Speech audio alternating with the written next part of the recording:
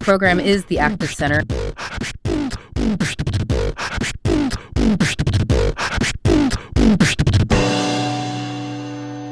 Let's be honest, the stock market, it can sound super complicated, right? Maybe even a bit intimidating. But what if I told you that at its heart, the core idea is actually pretty simple? It's all about owning a piece of the action. And today, we're going to break down exactly what that means. Just think about this for a second. What if you could own a piece of a company like Apple or Amazon? I mean, really own a tiny slice of the companies you use every single day. That phone in your hand, the package that just showed up at your door. Imagine having a real stake in their success. Well, here's the cool part. You totally can.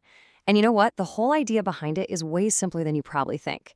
We're going to strip away all that confusing jargon and just get right down to what really matters. And look, we're not talking about some obscure companies here. These are household names. Apple, Amazon, Tesla. These are some of the most traded companies in the world. And you see those letters in parentheses like AAPL for Apple? That's what's called a ticker symbol. Think of it like a unique nickname for the company on the stock exchange. Okay, so to really get a handle on all this, we've got to go back to square one, the absolute basics. So what is a stock anyway? All right, here's the textbook definition, but let's make it real. A stock is way more than just a number on a screen. It's actual, legit proof of ownership. See, companies offer stock to raise money, cash they need to grow, to innovate, to build cool new stuff. And when you buy that stock, you're not just a customer anymore. You're officially a part owner. You have a claim on the company's assets and, yep, its future profits. So how does this whole ownership thing actually work? I love this analogy. Think of a giant company as a pie, a massive pie. That pie is cut into millions, sometimes billions of tiny, tiny slices. Every single one of those slices is called a share. So when you buy a stock, what you're really doing is buying one or maybe more of those shares. You're getting your own slice of the company pie. Okay, so you've got your slice of the pie. Awesome. But how does that actually turn into money in your pocket, right? That's the important part.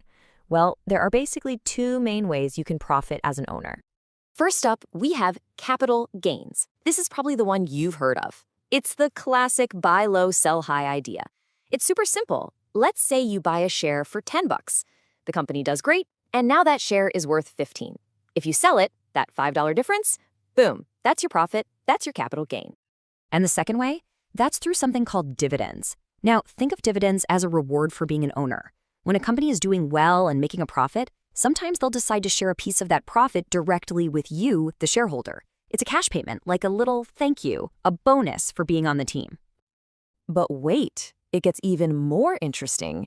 It turns out not all those slices of the company pie are created equal. Nope.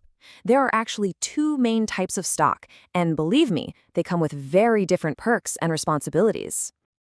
This chart kind of lays it all out pretty clearly. Let's start with voting rights. If you have common stock, you're a true owner. You actually get a vote on big company decisions. Pretty cool, right? But with preferred stock, you usually don't get that vote. So why would you want that? Well, it's all about priority. Look at dividends. Preferred stockholders get paid their dividends first, and it's usually a fixed amount. Plus, and this is a big one, if the company ever goes out of business, they're first in line to get their money back before the common stockholders. So here's the trade-off, right? Common stock has the biggest potential for massive growth, but preferred stock is all about getting a more stable, predictable income. All right, so now we know what stocks are. The next big question is, how do you approach them? And this isn't just about crunching numbers. It's really about your own philosophy, your goals. Are you playing the long game, or are you looking for a quick win? So on one side, you've got investing. This is the marathon, not the sprint. We're talking about holding on for years, maybe even decades. The goal? To build wealth slowly and steadily as the company you've invested in grows.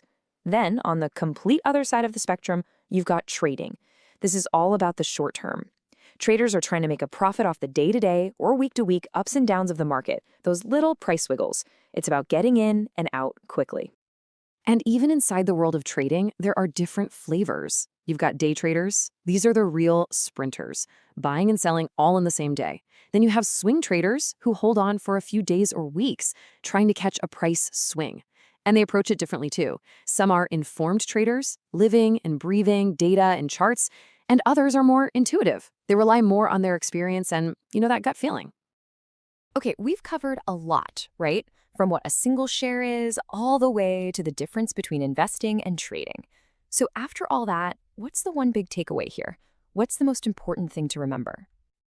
It really boils down to this single idea.